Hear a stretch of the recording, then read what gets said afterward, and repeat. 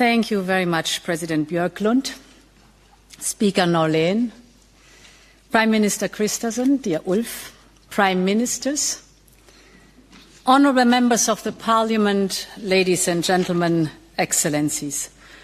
It is a pleasure to return to Stockholm, and it is an honour to address the Nordic Council. Here in this chamber, you are not only Nordics, you're all Europeans. For millennia, the Nordic world has shaped our continent. Your nations have looked outward, across seas and oceans, carrying trade and knowledge to Europe.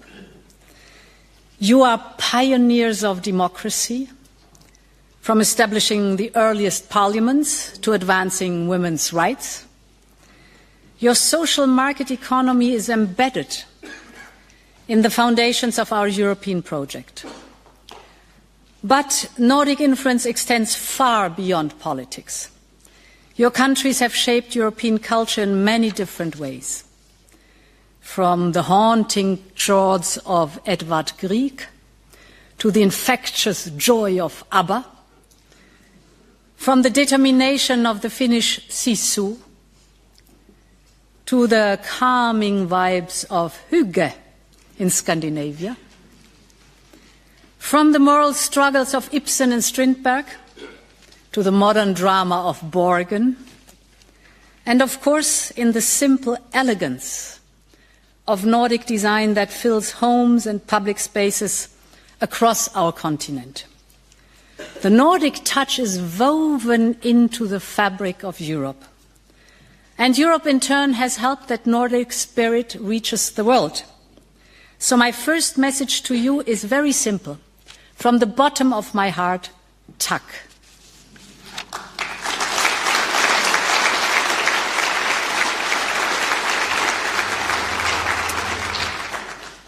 Yet what brings us together today is not only culture and values, but our common challenges linked to the security and prosperity of our continent.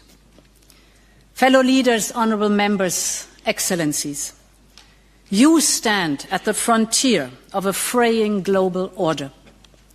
Not far from here, Russian fighter jets have violated European airspace.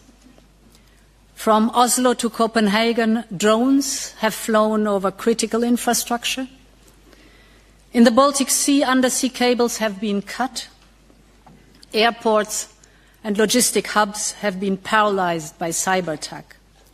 The intent is clear: to wear us down, to divide us, but the opposite is taking place. Together, Europe is responding. Nowhere is that more evident than here, in the Nordics. In Sweden and Finland, you took the bold choice of joining NATO. In Denmark, your citizens voted to join the European Union's common security and defence policy. In Iceland, you have strengthened your cooperation with the European Union. Norway has signed a new security and defence partnership with us. I know that in Sweden you have a phrase, många bäckar små. For all those who don't understand it, like me, many small streams make a mighty river. And confronted with a more dangerous world, we are learning from that wisdom. Today, Europe is stronger together. Nowhere is this clearer than in Ukraine. Putin thought he could break Ukraine's resistance in 3 days or 3 weeks. Instead, after 1,300 days, Ukraine's spirit is unbroken. And this is first and foremost because of Ukraine's courage, but also because of the unrelenting support of Europe. Your countries have shown the way. Brave Ukrainian forces fly fighter jets from Denmark, sail Swedish boats, fire Finnish artillery, use Norwegian drones, received care in Icelandic hospitals, found refuge in the Faroe Islands. This region is famed for its solidarity, and with Ukraine you are showing it in full force. Your countries have empowered their resistance, and I think you can take pride in it, and all of Europe thanks you for that.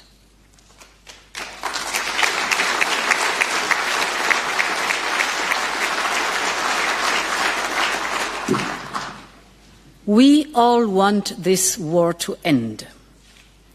But a lasting peace relies on a strong and independent Ukraine. That matters for the security of our entire continent. Today, Putin still believes he can outlast us. He still thinks that, over time, Russia can achieve its aims on the battlefield. This is a clear miscalculation. A sustainable peace requires changing this miscalculation, and that is why securing long-term financial support for Ukraine is so essential. It is central to the security of all our countries, and we must also continue to raise the cost of war for Russia. Last week, we adopted the 19th package of sanctions, wide-ranging and extensive sanctions, which include measures to crack down on Russia's shadow fleet. We also welcome the announcement of the US sanctions on Russian oil companies. And we are working together towards a reparations loan based on immobilized Russian assets. This is the most effective way to sustain Ukraine's defense and its economy, and it is the clearest way to make Russia understand that time is not on their side. If needed, we are in for the long haul, and we will stand by Ukraine for as long as it takes.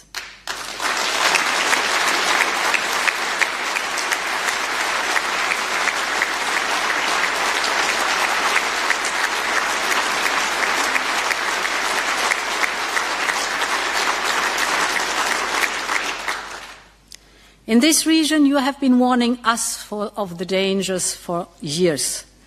And you were right when you said that Russia is preparing for a long confrontation with Europe. They redeploy troops and build infrastructure near Finland's border. They step up their hybrid campaign across Europe. And they throw more money at their war economy, with over 40% of the federal budget and 9% of the GDP going to their military. If we want lasting peace on our continent, Europe must have the capacity to deter any further Russian aggression. Within the European Union, we have made historic progress towards building a defence union. We will mobilise up to 800 billion euros by the end of the decade to strengthen member states' defence efforts. And this is not only about spending more, it is about spending smarter and preparing together. It is about ensuring that Europe can protect every centimetre of our territory. And that is the purpose of the Defence Readiness Roadmap 2030, which I presented last week to the European Council. The roadmap is a pan-European plan built in close cooperation with NATO that sets clear objectives and measurable initiatives. It will not duplicate existing operational structures, but it will help member states to produce and procure the capabilities they need. In this roadmap, we are again learning from the Nordics. We are taking ideas pioneered here and scaling up across Europe. Take the Danish lead nation approach, used so effectively to deliver weapons to Ukraine. One nation takes the lead, others join in to create larger orders, Industry scales up production. The result, production goes up, prices go down.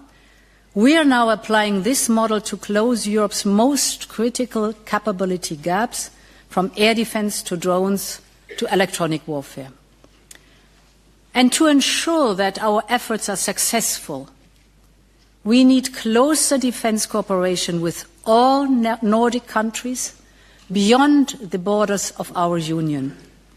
And this is why we have signed a security and defence partnership with Norway, and talks are progressing with Iceland. Both countries can already participate directly in our safe financing mechanism for joint procurement with your European neighbours, because our industries are complementary, our security is indivisible, and our unity is our best strength. And there is another lesson that we can learn from you. Your experience shows that security is not only about armies or arsenals. It is about the strength of societies. It is about being ready, not only for the conventional threats, but for hybrid attacks, floods, pandemics, and the shock of a changing world. This principle runs through right across the Nordic regions. You know that security starts with being prepared. You see it here in Sweden with your campaign, If Crisis or War Comes, designed to inform and remind every citizen that they have a role to play. Or in Finland, where preparedness is literally built into the bedrock. I saw it with my own eyes last year when I visited the vast network of civil defence shelters beneath Helsinki.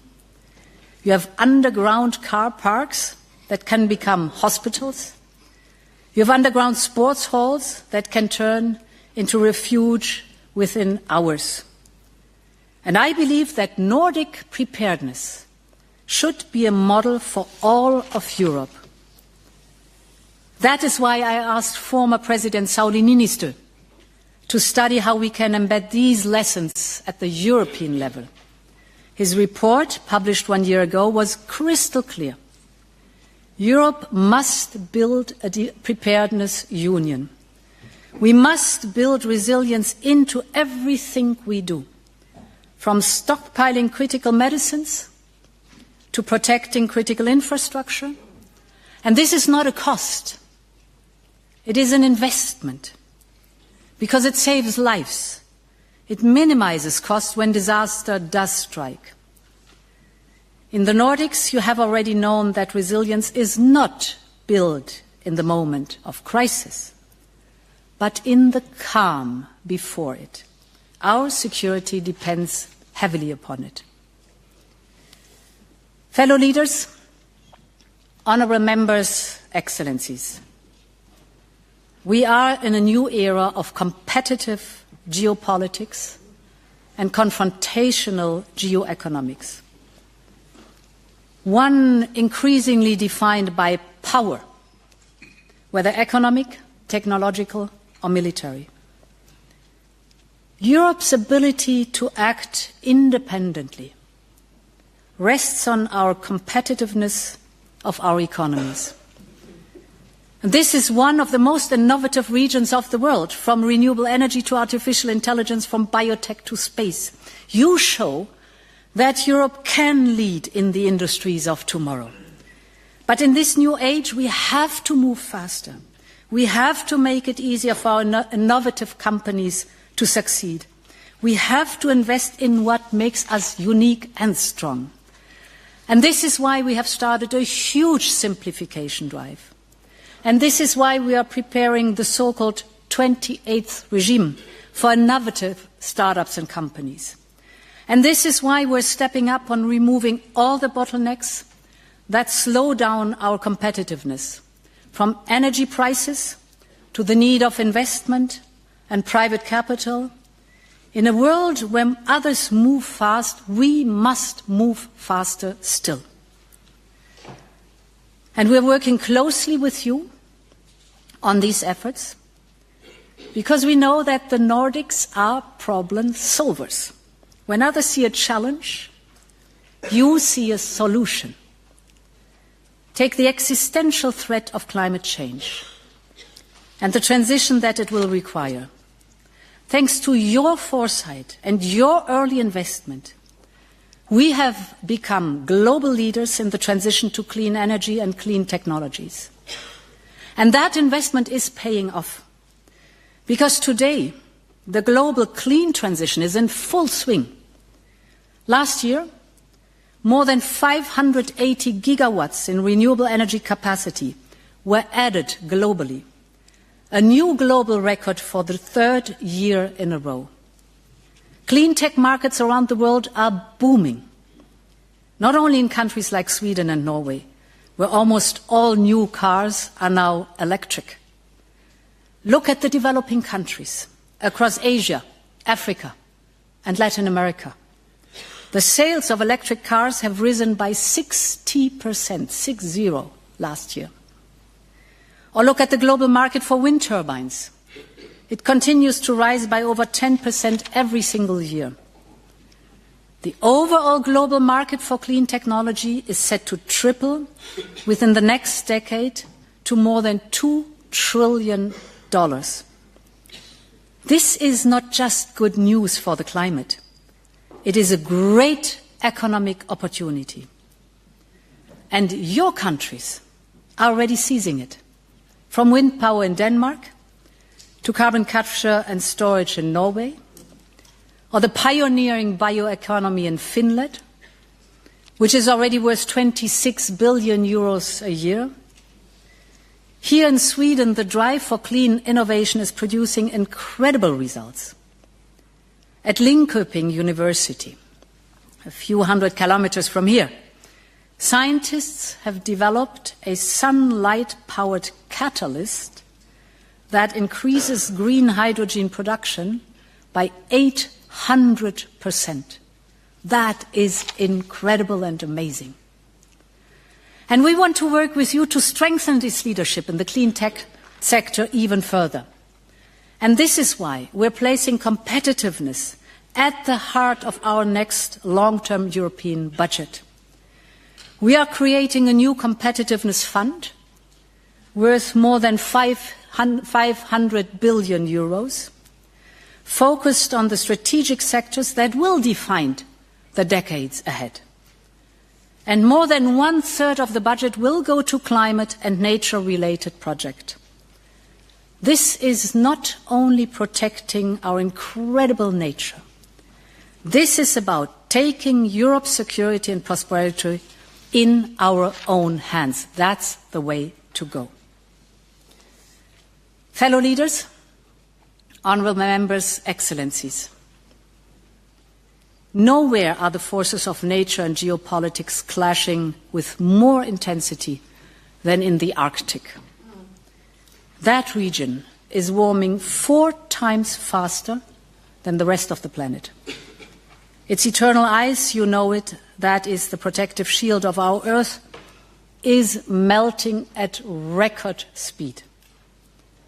And as the ice retreats, the Arctic is moving ever closer to the center of global geopolitics. This affects you directly, but it impacts all of us.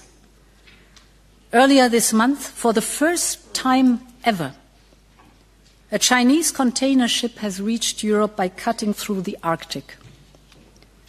Russia is reopening Soviet-era bases and asserting control over the Northern Sea route. In response, we Europeans need a new mindset. The foundation of our approach will remain the same. A partnership of like-minded nations, united by a shared goal, a secure, sustainable, and peaceful future of the Arctic. But Europe has to be more proactive and more invested in the Arctic. And that is why we are reviewing our Arctic policy to address these new geopolitical threats. We want to strengthen our cooperation in Arctic nations and regions, from renewable energy to Earth observation, from innovation to connectivity, you just name it. We want to work even more with you to understand how climate change impacts your towns and your villages. We want to build more digital infrastructure to connect communities. All of this in close partnership with the local and indigenous populations, because their knowledge and their stewardship are invaluable. Yes, global warming brings new and dangerous risks to the Arctic, but it also brings new responsibilities and new opportunities. Take critical raw materials. Greenland alone holds 25 of the 34 critical materials that Europe needs, a treasure locked beneath ice and rock. Finland is already a world leader in producing and refining cobalt. And dear Ulf, I remember when you hosted the whole European College of Commissioners in Kiruna. The Arctic city is not only a tourist attraction with its incredible nature and the amazing ice hotel, it is also a rising economic hub, home to a space center and to vast quantities of rare earth, vital for powering electric vehicles. We want to join forces with you to create new local industries and value chain in a sustainable way, and this is the most important point, in a sustainable way. Listen to the indigenous people, listen to the local communities, bring new jobs there, to bring new jobs and breathe new life into these communities across the high north. Make no mistakes. The Arctic's economic strength is key to Europe's strategic independence. So, fellow leaders, honourable members, excellencies, for thousands of years, the people of the Arctic have lived and thrived in the world's harshest conditions. They have survived change through respect for their landscapes and nature, but also from a recognition that we need to rely on each other. And faced with a more dangerous world, we need to strengthen the bonds with those who share our values. Dear Prime Minister Axel Johansen, that was your message when I visited you in the Faroe Islands last year. And it is a message that is true for our relations with the entire Nordic world. Throughout our shared history, you have enriched our culture and made us stronger. Like the value of knowledge and wisdom stemming from Åland's strategic location. In these testing geopolitical times, we must draw closer together still. Because indeed, many streams make a mighty river. So let us make it flow even stronger for our people, for our continent, and for the generations to come. Thank you very much, and long live Europe.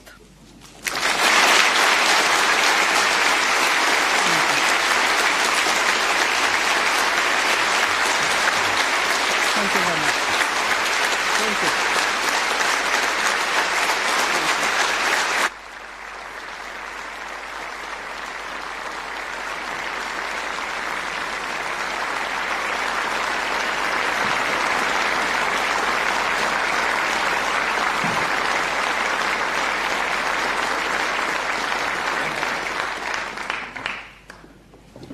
Thank you very much, Madam.